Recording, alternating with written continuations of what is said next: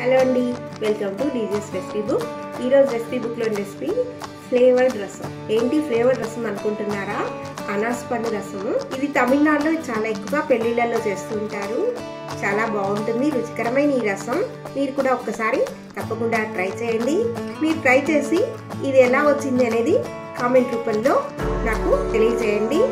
అలాగే మీరు first time కనుక నా ఛానల్ చూస్తున్నట్లయితే సబ్స్క్రైబ్ చేసుకోండి. అలాగే మర్చిపోకుండా బెల్ ఐకాన్ ప్రెస్ చేయండి. అలా చేసినందువల్ల నేను పెట్టే ప్రతి వీడియో ముందుగానే మీకు నోటిఫికేషన్లో వస్తుంది. ముందుగా ఒక అరలోటా నీళ్ళల్లో ఒక చిన్న నిమ్మకాయ సైజ్ అంత చింతపండుని నానబెట్టుకోవాలి. స్పూన్ నెయ్యి వేసుకొని నెయ్యి కడిగిన తర్వాత అర స్పూన్ మిరియాలు, అర స్పూన్ జీలకర్ర, అర స్పూన్ ధనియాలు, ఒక ఎండుమిరపకాయ ఇది వేసి బాగా వేయించుకోవాలి.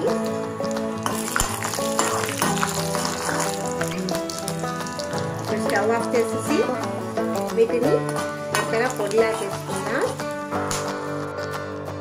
చల్లారిన తర్వాత మిక్సీ జార్లో వేసుకుని కొద్దిగా బరకగా వేసుకున్న తర్వాత మనం ముందుగా రెడీ చేసుకున్నటువంటి అనాస పండుని ఒక 4-5 స్లైస్గా చేసుకొని దీన్ని కూడా గ్రైండ్ చేసుకోవాలి.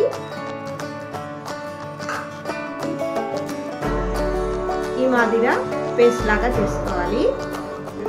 ఇప్పుడు అదే బాణల్లో ఒక స్పూన్ నెయ్యి వేసుకొని అర స్పూన్ ఆవాలు, అర స్పూన్ జీలకర్ర వేసి చల్లగా తీసుకున్నటువంటి ఒక వేసి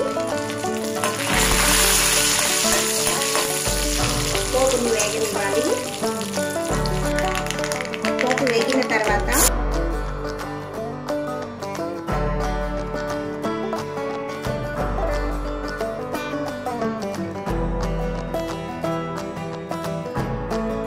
ఇందులో మనం ముందుగా రెడీ చేసి పెట్టినటువంటి చింతపండు నీళ్ళని వేసి పచ్చివాసన పోయే వరకు ఉడికించుకోవాలి. చింతపండు నీళ్ళు తెరిగిన తర్వాత అందులో కొద్దిగా పసుపు, రుచికి సరిపడినంత ఉప్పు,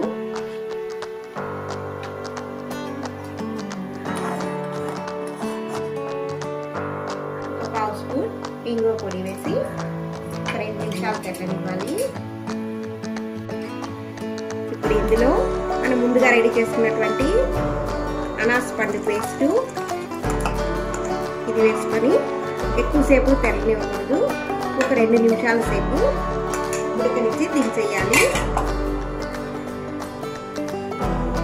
ఇప్పుడు ఇందులో కొద్దిగా అనాస పండు ముక్కలు కూడా వేసుకుందాం. కొత్తిమీర, కరివేపాకులతో గార్నిష్ చేసుకుంటే అంతే అండి, రెడీ అయిపోయింది అనాస పండు రసం. ఇప్పుడు స్టవ్ ఆఫ్ చేసేసి దీన్ని సర్వింగ్ బౌల్లోకి మార్చుకుందాం.